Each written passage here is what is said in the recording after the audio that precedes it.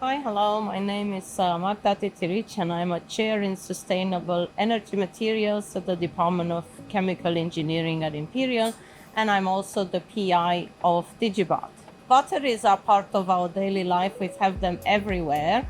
And so, I finished university sometimes in late 90s, and I could have never think at that time that now in 2026 we would have mostly electric cars and electric buses. So batteries really revolutionize your life, and they are happening. And at the same time, we live in the AI era, and I think AI has come here to be for a very long time.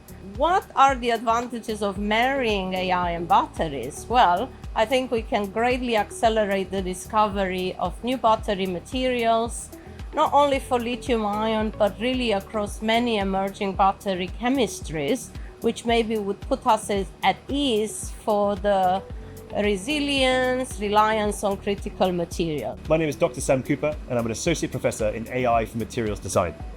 I think automation is solving a massive problem in battery science, because realistically, if you threw away 95% of all historic battery data, I don't think you'd have lost much information.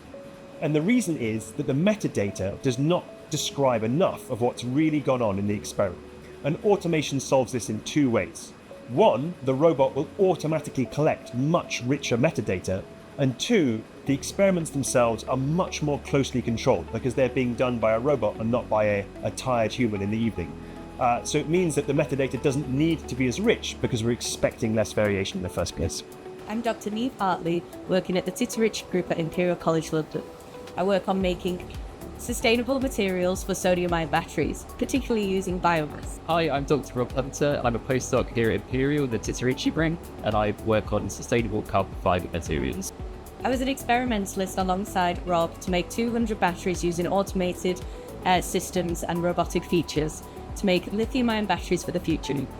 So for this project, we chose 5 different cathode materials in combination with graphite, varied parameters like the electrolyte, the separator, the spacer, and then made over 200 cells using the automated equipment. We also carried out extensive characterization of the different materials we used in this project, and we also looked at the effect of different components in the cell assembly, an aspect that's often overlooked in battery research.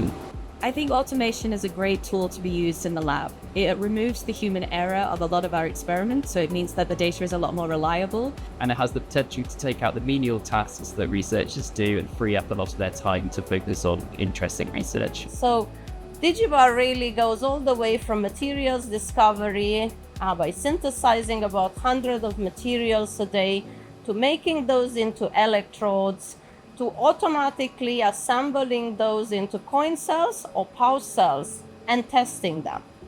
And so, of course, with this, we can generate a lot of data per day and even more data per week. But those data are meaningless unless we really have a way of controlling them. And so that's why with this project, with funding from Royce, we wanted to demonstrate how we can actually use this concept and create the first battery database in the UK, where you can actually store the data from the robots as metadata and then use very smart tools to transform this into machine learning readable data.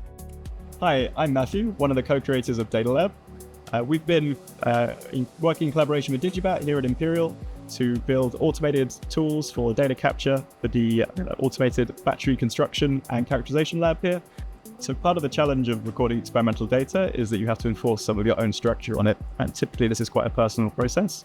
So what Data Lab does is, allow scientists to record the relationships between samples, characterization data, electrochemical cells, and really provide that structure that an AI can then use to understand what's going on.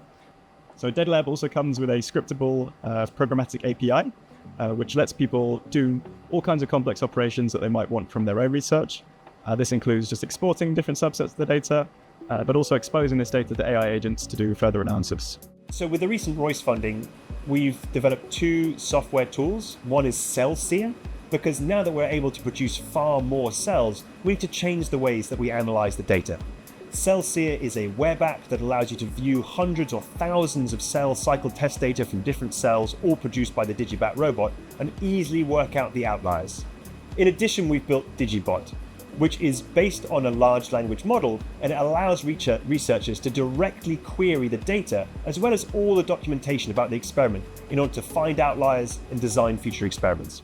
Hello, I am Felix Miltner. I'm a postdoc in the TLD-GAR group of Sam Cooper at the Dyson School of Engineering here at Imperial, and I'm working with connecting data sources to AI and LLMs. As part of the Royce AI project, I was working on something we have now coined DIGIBAT, which is a chat box that is able to connect to a structured data source. It is able to answer questions from a researcher, help us understand more about what is going on in data sets, what could we improve with the next kind of runs of research. The Royce AI dataset represents a large number of cells which are built in an automated lab, so should ideally be more reproducible, and they contain both positive results, so cells that were functioning as expected, as well as some cells that are not functioning as expected. So it will be able to be a good basis for future research into how we can get AIs to understand cells, understand the kind of research environment we're working in, and help us to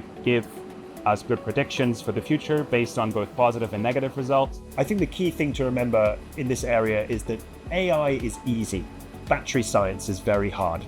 So if you really want to get into AI, I think, the thing to do is find a really interesting problem in battery science and then start working towards finding out which AI tools might be able to help you.